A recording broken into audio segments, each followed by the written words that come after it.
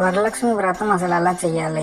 ఈ శ్రావణ మాసంలో వచ్చే 2వ శుక్రవారం స్త్రీలకు అత్యంత విశిష్టమైన రోజు. ఈ రోజు ఆచరించే వరలక్ష్మి వ్రతం స్త్రీలకు ఐదవతనాన్ని, అష్టైశ్వర్యాలను కలుగజేస్తుంది అని నమ్ముతారు.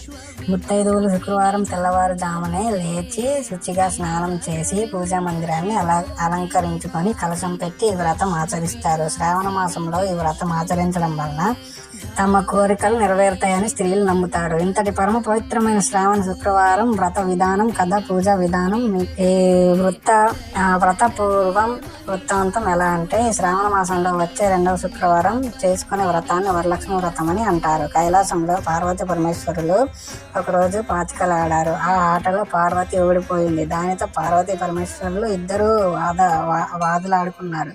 ఈ వాదాన్ని పరిష్కరించమని పార్వతీ పరమేశ్వరులు చిత్రనేమిని కోరారు. ఇరువురి వాదనలను విన్న చిత్రనేమి పరమేశ్వరుడు గెలిచాడని చెప్పాడు. దానితో పార్వతీదేవి ఆగ్రహించి చిత్రనేమికి కుష్ఠరోగం ప్రాప్తించేటట్లు శపించింది. చిత్రనేమి పార్వతీదేవిని దీనంగా ప్రార్థించి శాప విమోచనం కలిగించమని అడిగాడు.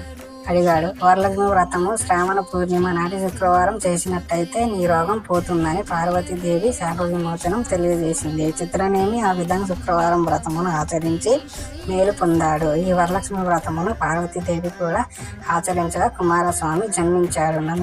నందుడు ఈ వ్రతం చేసి రాజ్యాలను పొందారని చెప్తారు. కాబట్టి ఈ వ్రతం అనేది చాలా పవిత్రత దాగింది మరియు శ్రేష్టమైనది. కాబట్టి అందరూ చెయ్యండి.